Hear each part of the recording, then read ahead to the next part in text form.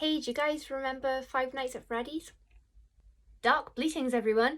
I can't resist. I'm re-ranking all of the Adam Nevill books. Now, I did this before, last year, or maybe the year before, but I didn't include his short story collections that time, and he has since released a new novel, and also I have almost entirely changed my mind about the order of the books in the ranking. So if you want to look at the previous rankings, I will link the video in the description for you, but as of today, in July, I think is when I'm posting this video, of 2024, the last book he released was All the Fiends of Hell, so we are ranking everything he's done in print up until then. So, number 15 is Lost Girl. Now, I should make it clear that even though this is the bottom of the pile, I really like this book. I absolutely love 13 of the books on this pile, and I merely really like 2 of them. So don't be fooled into thinking that just because it's at the bottom that it's not worth picking up, because I think I still rated this at least 4 stars, possibly 5. So this is about a guy whose kid gets kidnapped when he should be watching them, and the police really are useless because the world has bigger problems than one random missing kid. So it's, you know, up to him to embark on a journey.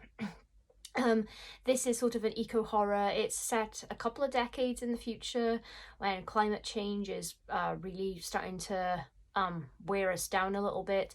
There are gangs, there's the crime rings, there's all sorts of crazy shenanigans. The only reason that this is the bottom of the pile is because it's not the straight up horror that I usually love. It veers out of horror ever so slightly, I guess. I would say this is maybe more a thriller, but I would have to reread it to know for sure because it's been a few years since I read it now. But yeah, it's a really good, really tense, really suspenseful read, and a parent's worst nightmare. Number 14, The Reddening, which is one of his most recently released novels. I think this might have been like the 4th novel back. So yeah, this is a coastal folk horror, following 2 different people, and then, you know, their stories become intertwined at some point. It has one of the scariest opening scenes I've ever read. There's red people, like painted red, or maybe, you know, covered in blood, who's to say. But what I always pictured was, you know, the blood rave scene at the start of Blade. That's what I picture these people to look like after they've been like absolutely drenched in blood. It's really creepy. It's kind of a slow burner. It really takes its time, but it's in true Adam Nevill style. It's suspenseful, super spooky, and there are some really great scary scenes and like really great scary imagery. Number 13, The House of Small Shadows, which is super creepy, and I never want to go to the town it's in. This is about a lady called Catherine who gets a job. She has to go to this old estate where the guy died, and he was one of Britain's great taxidermists, and she has to catalogue his collection of taxidermy. And if you can hear a weird noise, my cat is in here washing his belly, his little rotund belly. Hey, sir! Do you mind? I'm trying to talk about our Lord and Saviour, Adam Nevill. So she's cataloguing the taxidermy and all these creepy dolls. Sorry, the house is creepy and obviously there's something going on inside. Also, something that I remember, I read this a few years ago as well, as I remember being really scared by the town for some reason. I can't exactly remember why, but I know that she goes out and I remember feeling really scared. I got real Ramsey Campbell vibes from this, and Ramsey Campbell always scares me as well. So yeah, this is a really great creepy read, and yeah, I was very scared for our dear Catherine here. Do you mind? Number 12, Under a Watchful Eye.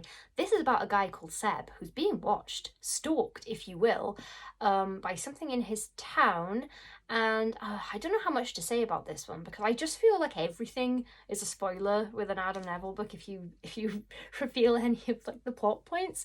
But yes, he's getting increasingly frustrated and paranoid and suspicious of the people around him. This is a great piece of super creepy folk horror. Number 11, Banquet for the Damned. I really loved this one. This is about a guy who gets the opportunity to work alongside a professor slash author that he's a huge fan of, documenting something. It's like a research project. I can't quite remember the exact details, but anyway, he travels across the country to stay in this flat or something that he's put up in, and he takes a friend with him that's in a, I think they're in a band together. And this old professor, as it turns out, like the guy who's gone to do the project, whose name I can't remember, I'm very sorry, he got like stars in his eyes about this guy. This would be like if I got to go and do a research project on Adam Nevill with Adam Nevill. So yeah, he's really excited about this. This is like a great opportunity. But when he gets to the university this guy works at, he soon discovers that the other people at the university don't regard this guy quite as highly. And he starts to see things in a different light, and there may be something really scary afoot that this professor and some other people are involved in, and maybe this poor fella gets dragged in. So yeah, this was a really great read, and the final scenes are scary, and I really enjoyed it. 10, short story collection called Hasty for the Dark. This is such a great collection. In fact, all of his collection's great, and I didn't include them in the last rankings. I just did the novels, but I thought, well, what the hey? There is not a single weak story in here. We've got a mix of creepy, seemingly real-world horror, supernatural stuff, but like the way that Adam Nevill uses the supernatural, I think that maybe that's one of the things that's so special about his writing, because it's never stereotypical. Like he'll introduce things that are just more unnerving at first, and then they start to get like anxiety inducing. So I know that this book opens with a story about a guy that's in the London Underground, and that it just stressed me out so much, and by the end I was an anxious mess, and it really primed me for the rest of the stories in the book. So yeah, I really enjoyed it. It's a super strong collection. There's not a single bad story in it, and I can't recommend it enough. If you're looking to start with Adam Nevill and you don't know if you might like his writing, maybe jump in with a short story collection first and you can see. Number 9 is Some Will Not Sleep, his other short story collection, or well, one of 3, and the second of 3. And the only reason that it beats this one, because I feel like they're equally great, is because this one contains the story Yellow Teeth, and it's my favourite short story by Adam Nevill, possibly my favourite short story full stop. Really hard to pick with his stories. No, there are a few I like more, but yeah, Yellow Teeth is really relatable, but then obviously goes to a crazy place because it's Adam Nevill. But it's about a guy that has a flatmate that just won't leave. I don't think he meant for him to be a flatmate, and he's gross to live with and messy and dirty and just an absolute pain. And like the way that everything is described, again, it just got me like feeling really stressed. Now in regular life I don't like to feel stressed, but when I'm reading it I like to have my emotions evoked, even if it is anxiety. So yeah, another amazing strong collection full of horrible stressful stories. Number 8 is Cunning Folk, and I believe I had this near the top of my list last time. Maybe it was 1 or 2. I think I had a joint first place and this was one of them. But anyway, this is about a guy who moves his wife and daughter with him to a fixer-upper of a house, which is like, I think it's really pushing the limits of their budget, so there's already a bit of a strain. I think he kind of had to talk his wife into this, so this like it has to work, otherwise, you know, there's going to be considerable stress on his marriage. And unfortunately for them, the next door neighbours are absolutely horrible people, the Moots, and they're not only horrible, but there's something's fucky, okay? Something's fucky. And our guy knows it, but his wife doesn't really believe him. And excuse me, why must you always do this, sir? I haven't even seen you all day, and now here you are. Oh, don't look at me all cute. His wife doesn't really believe him, she's not seeing it, and things are just escalating, and there is like a dark comedy thread through this, because it's a really relatable scenario. I have great neighbours now that I'm really lucky to have, but I've had bad neighbours in the past, so like this guy trying to figure out like which battles to fight, you know, like that kind of stuff. And then of course, you know, it's Adam Nevill, and this is a folk horror, so there might be some other stuff. Number 7, my first Adam Nevill read, and it was The Ritual, and this was the first ever book that I read in one sitting, all 400 and something pages of it. This is so great. This is about 4 guys who go hiking and camping in the Scandinavian wilderness. I always say Swiss or Swedish. I think it's Scandinavian wilderness, and something goes a bit awry. They kind of go off the beaten path. They're lost. There appears to be something in the woods with them, but this isn't like the stuff that happens is so scary. Like Adam Nevill is really good at like creating suspense and like building you up to the finale slowly, but the first things that happen to these guys are like terrifying, and you think you kind of know where it's going, but trust me, you don't. If you've seen the film and you think you know where it's going, they diverted quite massively from the book at the halfway point. So I love the film and how they adapted it for the film. I think they made the right choices, but the book is different and I love it. It's such a great read and I'm really tempted to give it a reread soon. It's a fabulous book. Number 6. Apartment 16, and this one was really scary. We've got alternating character viewpoints here, so it takes it in turn through the chapters. So we have our lady, I can't remember anyone's bloody names. We have a lady who has inherited an apartment that she has to clear out from a great aunt, I think, and it's full of weird art. And then we've got the night watchman for the apartment block, and yeah, he knows there's something's going down, something's up the building. It's really creepy, and like most of it, I think if I remember correctly, takes place at night, and if you read it at night time, it really adds to the atmosphere. It's really scary. It's really scary. There's obviously some supernatural stuff is going down. It's a great book in its format, because will you stop it please? Because the way the chapters are set up is that they always kind of like end on a bit of a cliffhanger, sort of, so you want to get to the next one, but the next chapter following is the other person's viewpoint, so then you get to the end of that chapter and it's left you on a cliffhanger and you think, oh god, and then you go to the next character and you just like, I kind of one more chaptered my way right to the end of the book. It was incredible. Number 5, The Vessel, and don't be scared of old Flo here. She just wants to be a friend or hideously attack you unprovoked. This is a really interesting book in its format. This is about a lady, a single mother with a daughter. She's like basically just above poverty, essentially. Like she's really struggling, and she works as a cleaner, like a housekeeper, carer kind of job, like encapsulates all of those things. And she gets this client called Flo, and she's really struggling, and this lady is not right. She's basically mute, kind of sits in her chair all day, but she is sort of prone to unprovoked weird attacks on our main character, who she really can't seem to stand. But she has taken a liking to her daughter for some reason, and there's like something going on there. Also, her house is full of weird, really weird stuff. The really interesting thing about how this book is written is that we have no internal protagonist monologue whatsoever. So all we know is what is like actually happening in the action.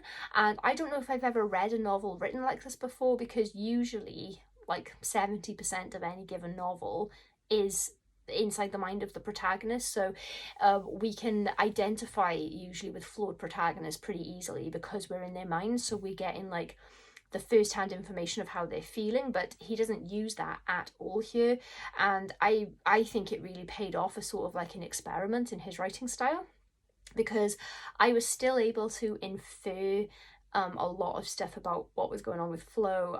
Also, our protagonist's ex, I was quite wary of from the get-go, and I think that's pretty impressive when we're not dealing with thoughts at all. So yeah, this was like all action. I think he maybe wrote it as a script first and adapted it, if I remember him saying.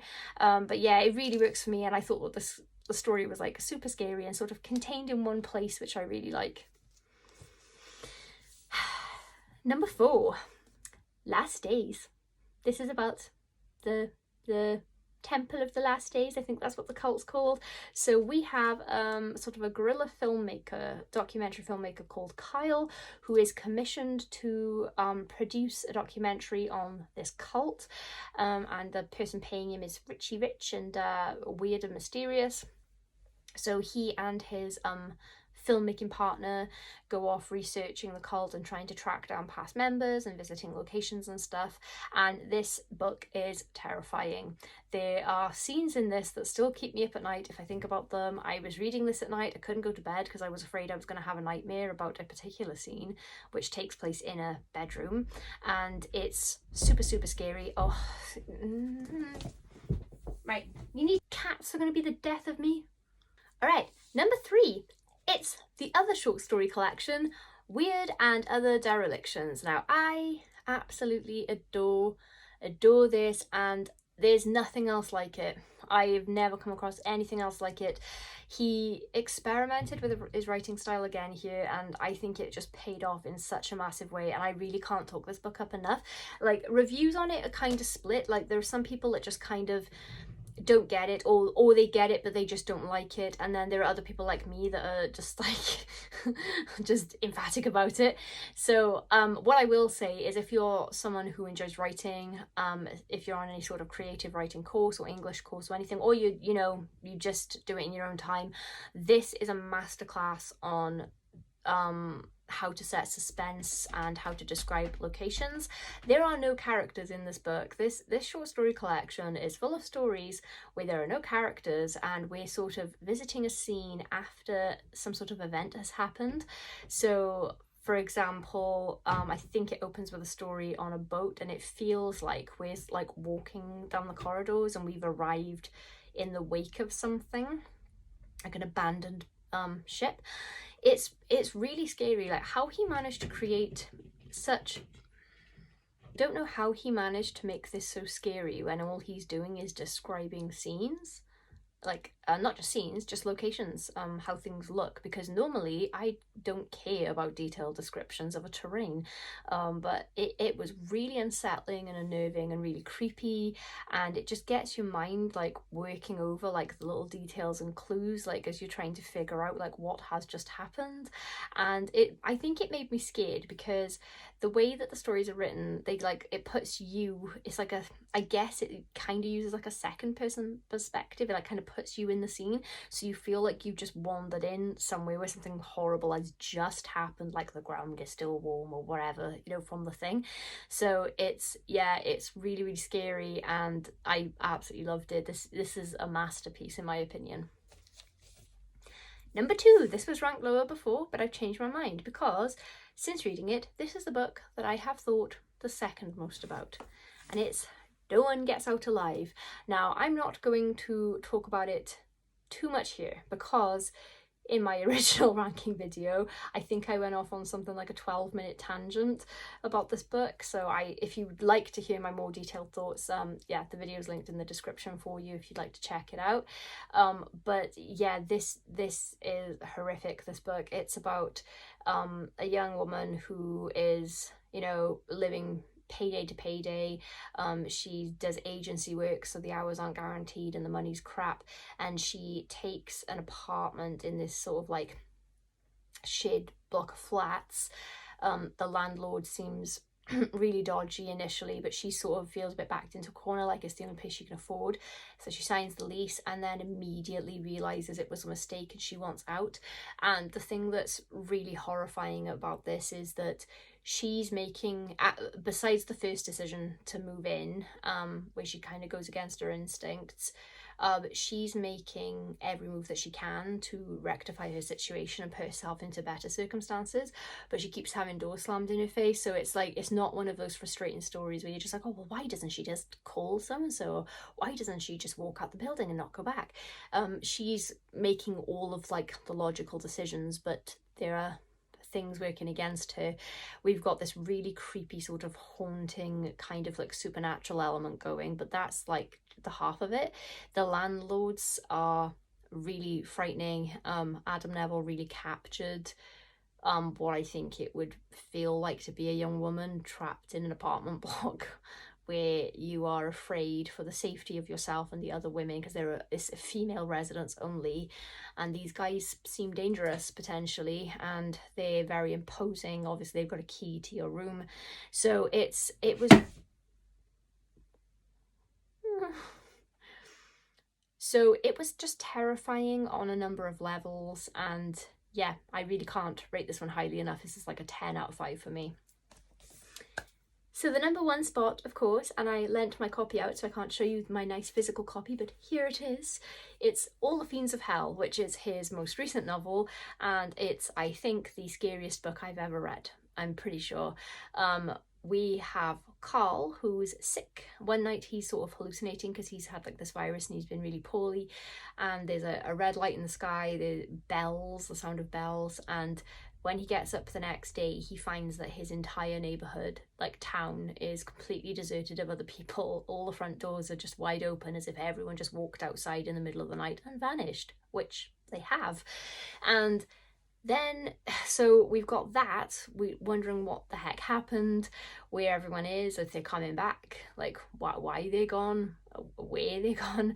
And then we throw in some other elements, like the horrors, as they're described, which are some sort of hideous, murderous creature.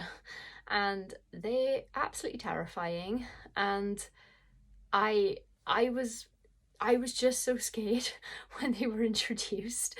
And then obviously the further you go along with Carl and a couple of other characters, the more scared you are for them, because Adam is really great at characters, so you can't help but sort of latch on if you're really attached to them and scared for them, because it's an Adam Nevill book, and it's not guaranteed that it's going to end well. And this is the kind of book that is so, the plot dooms the characters and the entire world to the extent where I was spent the whole book trying to figure out like what they should do, and I had nothing. I really enjoy watching films and reading books where there's sort of a how do you get out of this scenario element, where you can try and figure out, you know, how to solve your issue or how to escape from a thing, you know, like an escape room or something like that. This was, I had nothing, and there's a constant race against the clock. It was just making me feel sick. Like, I was so scared. I obviously couldn't put it down because of course I felt like if I put it down, the action would continue without me, and then I'd come back and find everyone dead, so I couldn't stop reading it at any point. So it was a one sitting read. Several of the Adam Nevilles have been one sitting reads. One cat left, another came in, and now she's scratching to go out too. Really? Can you stop? Maybe my mind will change about the order of these books, but this is the order. I think it feels pretty set to me. I don't know what could possibly knock All the Fiends of Hell off the top spot. I hope that we get more of this kind of horror from Adam Nevill, because it's outside of the subgenre that he usually writes in. But this is the best book of this subgenre that I've ever read, easily, hands down. I think it's the best thing that he's ever written. Not just like, oh, it's my favourite story that he's written, but I think that objectively it's his best piece of writing. Yeah, it's an absolutely brilliant time. I think it's one of the best horror novels that's ever been written. I know I'm really enthusiastic about Adam Nevill at the best of times, and I know maybe this sounds a bit fangirly, but I read so much horror. I pretty much exclusively read horror. At the time I'm filming this video, I have read 100 books. We're halfway through the year, I've read 100 books, all horror, and this is easily in the top 3. I can't recommend it enough. If you're a horror fan, like, and you don't have this, you need to get it. So that's where I think I will end. I'll stop bleating on now. You all know about my Adam Nevill fandom. Let me know if you want me to do any other types of Adam Nevill content outside of dedicated book reviews and listings. Like, you know, I'm trying to think outside the box a little bit, maybe you know, my favourite Adam Neville endings, although that'd be a bit spoilery, or maybe like my top 10 scariest Adam Neville scenes or something. Let me know if there's anything specific that you want me to talk about, because whenever I do bleat on about Adam Neville here or on my website, these posts tend to be quite popular. So I guess people love Adam Neville as much as me. So yeah, let me know what else you'd like me to go over, because I could literally talk about his work all day, every day, forever. I could do a PhD thesis on it probably. So yeah, thanks for joining me. I hope that this was a worthwhile update for you. Please.